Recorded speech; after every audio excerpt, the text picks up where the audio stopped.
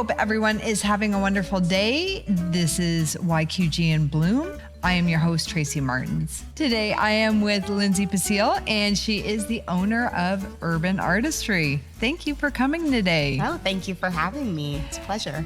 Now, this lady does a little bit of everything. She's an architect. She does pre and postnatal yoga, and also you are a figure skating teacher. I am, yeah. As well as having a family, how in the heck do you have time for this wonderful business? Yeah, it's just a little bit of time management. You work smart, not hard, essentially. I invested in a couple machines and woodworking tools that makes my life a little easier, such as my CNC. I can set it in the morning, let it do its thing all during the day while I'm busy either doing other projects or when I go and teach or I go and hang out with my little guy. So yeah, it's just about time management and figuring it out. So woodworking has changed so much. You know, it's a skill that, like any other skill, has progressed with technology, and a lot of people don't really realize that. You look at a computer and you see, you know, how film and television have progressed and how video games have progressed, and you can visually see that. But usually when you look at a piece of woodwork, a finished product like a table or something, you don't know the work that goes behind it. A lot of people don't see that. So yeah, things have drastically progressed with CNCs and things like that, and the different types of tools available for you now, that it just makes it so much easier for you now. Sure, they come at a price point, of course, like anything. Yeah. But yeah, I mean, when you weigh out your time versus how much you're investing into it, sometimes it just makes the most sense. Well, yeah, because you're able to produce a heck of a lot more than if it was by hand. So it would pay for itself a little bit quicker. Oh, absolutely. Yeah. When I first started my business, the biggest hurdle that I had was that I didn't have these tools, and I was spending all of my time creating one thing, and then in 5 seconds it would be sold, and then I'd have nothing else to sell, and then I'd start all over, and I wasn't being able to make enough product to build enough revenue coming in because I just didn't have the availability and the time. Why don't you tell us about Urban Artistry? Yeah, sure. So Urban Artistry was born actually out of the pandemic. I was off work and I didn't know what I was going to do. I always had a love for woodworking. I saw my husband do it all the time on his spare time. It's a hobby for him. So he kind of already had a lot of the tools in the shop. I got tired of, I'm a very independent woman, so I got tired of always asking him how to use the tools. So I said, hey, why don't you just show me how to use some of these someday? Yeah. And so he started teaching me one by one by one. And then I don't want to say I'm better at using them than him now, but no, so it's, and then it kind of just flared from there. I mean, I realized I actually really, really loved it. I've always been a very artsy person. I've always kind of made my way to the art side of things, you know, all through school, then the other side. So I started it, and at the beginning, we didn't have a lot of space at our house. So I didn't have a lot of space for product. So I was trying to think of a business that would be a good kind of landing point for that. And it ended up being a rental business at first for local people to rent for like weddings and birthday parties and things like that. I have an oversized Connect 4, an oversized Jenga, some yard games, all that I built. I wanted to ask you, I was looking on your website last night, how big is that Connect 4? It is massive. It is like, I can't even stretch how wide it is. It's wider than my hands. Oh, wow. And it's way taller than me. Yeah. So it's huge. Those look like a lot of fun. Yeah, they're so much fun. They were a hit, and I did really well with them. A lot of people rented them out, and then I kind of got antsy because once you build those and then they start renting out, then you're just sitting there and you're like, okay, well, what next? There's nothing for me to build anymore. These are renting out, which is great, but now I'm just sitting here and I don't really have anything else to build, and I want to build. So then I was like, I need to extend my business further. And now I branched into actually creating product to sell. Can they buy your outdoor games, or are those just rentals? As of right now, they are rentals, but I've had enough inquiries to purchase them that it probably is going to be something into the future that I will be making for them available for purchase. So what do you find is your most popular product at this moment? That's a good question. I would say at this moment in time, and it could very much just because where I'm at in my life as well, that my target audience might be a little biased, but it would be all my nursery items and my child items. So like the big scroll saw lettering names that you'll see in nurseries, those, I sell a lot of those. My custom height charts, I sell a lot of those. Anything really to do with the nursery and kids, those are my main items right now. They're huge being across, say, a crib or a bed. They're beautiful. Yeah, thank you. Yeah, people get to choose the size that they want. So any size that they want, I usually just tell them take a measure across their crib or wherever they want it in their space and let me know what size, and then I quote them based off that. So it's not just a set thing, it's custom. Everything I do is very much custom to their space. Now, are they painted as well or just left with the original beautiful wood? Yeah, so again, that's their choice. Okay. If they want them painted, I usually will actually do it in an MDF, and it saves them a little bit of money in the end. The wood obviously is a little more expensive, but then they can leave it raw and natural or just a nice stain on it. Again, it's their choice. Oh, nice. Yeah. Now, do you or have you thought of doing like toys for kids, or being that right now that's your mindset and you have a toddler? Absolutely. It's really funny that you asked that. I'm in the middle of working on magnetic puzzles for kids right now. So, oh, nice. Yeah. So there My you son go. used to love the little wood puzzles with the little handles that come out. It just seems like the natural progression to make toys for your son. Right? Exactly. Yeah. It's always a little more fun. I mean, he's kind of like the tester of all my things, right?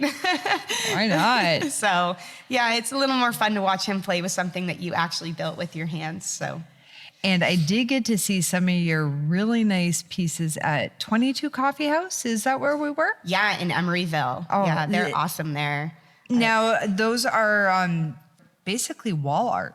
They are, yeah. So they're wooden mosaics. I do them all by hand. They're all custom. I draw them out first, and then I cut each individual piece, paint it or stain it, and put it together along the way. So depending on the size, those definitely take my most amount of time, but I would say that they're the most... I don't know what the word is, but they're the most... They're intricate. They're intricate, and they bring me the most joy when they're done. Well, they are beautiful because they're all different. Exactly. They're so different. And even myself, I draw them out ahead of time. And when I'm busy putting them together from, when I'm piecing them together, and then when I look at it as a full product, when it's finally done, it always even shocks me. And I'm like, wow, this looks really good. Like better than I thought it was going to look, which is great.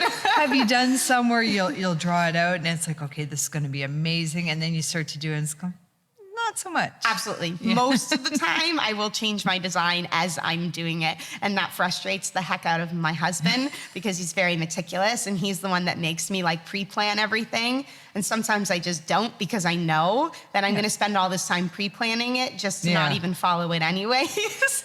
So that's the artist in you. Exactly. Is you see something and you know how to change it up to make it even better. Yeah. Yeah, I love doing those pieces. And yeah, I'm very grateful for 22 Coffee House. I was able to partner with them, and I made a collection specifically for them. That's the Java collection that you saw up right now. There's still a few pieces left on the wall. And they're for sale? And they're for sale, yeah.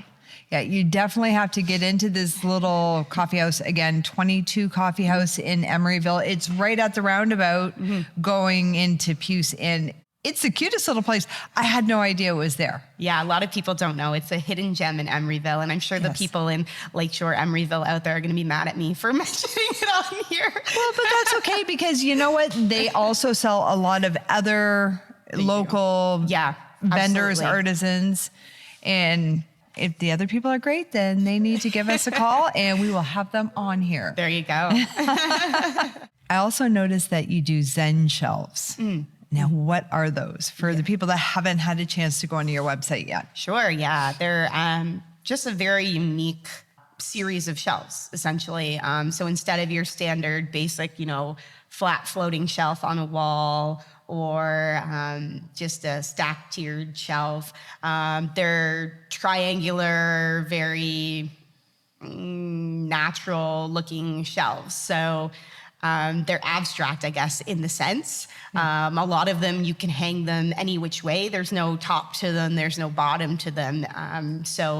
They're kind of like these 360 rotational shelves. It forces the owners to be creative. It absolutely does. Yeah. It's a very easy way to perk up a space without, if you're someone that can't commit to like colors, if you struggle with like, what kind of artwork should I hang here that would look nice, or even something that you want that that you're going to change the space often, but you want a piece that will still always suit the space. These would be perfect for that as well. And being that they're triangular or octagon, yes, they are all still unique because, like you said, the way you hang them, or if you get multiples, because there was one, it looked like there was more than one together, and it turns into its own little piece of art. Absolutely. Yeah, they're a lot of fun to make. Yeah, I had fun making those. Now, if anybody does want to get in touch with you, how can they do that?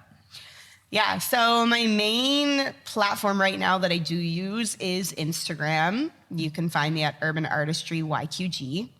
That's my handle on Instagram. And then I also have my website, www.urbanartistry.ca. So you can find me on there as well. And that's pretty much it. I have an email, but I'm not going to say that here because you'll go on the It's easier to contact you everywhere else. Exactly. Yeah. Now you were an architect and still are an architect. You do collaborate with people and you are in woodworking. Do you find that there are a lot of women in the trades? No, I think, I think that it's gotten better for sure than it used to be, but I still think we have a long way to go. I still think that when I tell anyone that I do woodworking, I think the biggest shock is because I'm female. I do woodworking, or, sometimes I'll put out a product and someone will say, well, how much of that did your husband help you with? Or what did he cut or whatever? And it's like, no, I did the whole thing, and they're shocked, because I think that you still have that stigma, you still have that mentality of it's very much a men's profession and not a female one. So there's a long way to go for sure. Oh, come on, you're too little to be carrying that wood. Yeah, that's exactly it. You look so sweet and innocent. You shouldn't be doing a job like that. Yeah, but I think it's just the lack of knowledge creates fear. If I'm being completely honest, I think, like I said, I also didn't know how to use any power tools. But why is that? You have to ask yourself. Exactly. My husband knew how to use all of them. He was the same age as me. Yeah. Why does he know how to use all of them, and why don't I know how to use any of them? It's very interesting. It's like, okay, well, was it because the boys are taught it at a young age and the girls are neglected? Yeah. And they don't get taught it. They get told to sit in a corner and go play with their dolls. Well, come on, you can learn how to cook and clean. I'm sorry. Yes, you can. I know I used to be in I didn't do the landscaping, but I did the horticulture. And we had landscapers come in and there was very few women. I don't know if that's changed since then, but it just seems to be generally a male-based area, and anything that might have something that's a little too heavy or intricate or you're going to get dirty. I don't see a lot of women in this area, and I really want to figure out a way to change that. Absolutely. I completely agree. I know that Windsor does a really good job with like WeTech out of the university. Yes. They're doing an amazing job with getting women in tech, which is great. But I think we also need to have some sort of organization like that brings women into trades. Into trades, for sure. Yeah, and what that looks like, and creating that, an environment where they feel comfortable and a little less intimidated. I think it would be great to have more women, even if it's just one or two on a team with men, because a lot of the homeowners that they go into, it is the women that are dealing with them. And I find sometimes that you will get talked down to. Yeah, absolutely. And I think part of that is very much on us women too. I mean, this is a call to action for all women as well, that we need to be more assertive. We need to stand our ground, hold our own. If you want to learn something, be more vocal. And do it. Reach out to whoever you need to. You're only stopping yourself. And I know there are programs that they've been trying at St. Clair College for years to get women into the different skilled trades. And I know carpentry and the plumbing and anything that requires you to work with your hands. So I'm sure there are programs out there that will help them, get them in there.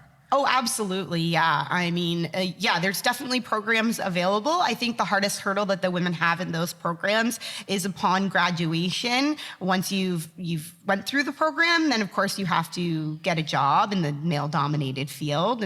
And firsthand experience, I mean, I got laughed out of a couple places because I was a female applying, and it was kind of like, what are you even doing here? But, you be persistent, you keep working at it. And if you don't get in at one of those companies, you kind of say, okay, well, I'm going to start my own. And that's exactly what I did.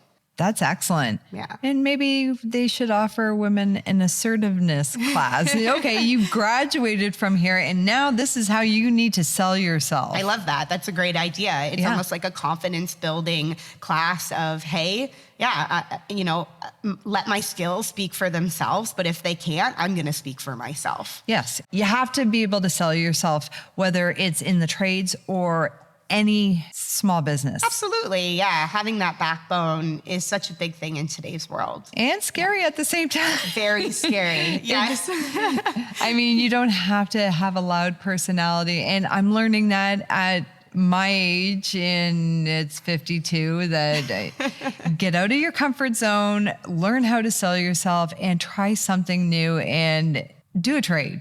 Yeah. Do a trade. It is rewarding at the end of the day. Yeah, absolutely. It's a huge accomplishment. Yes. I mean, it's a big pat on your back. It's pride. Yeah, absolutely. It's a huge confidence builder. Well, I think we need to get women out there. I agree.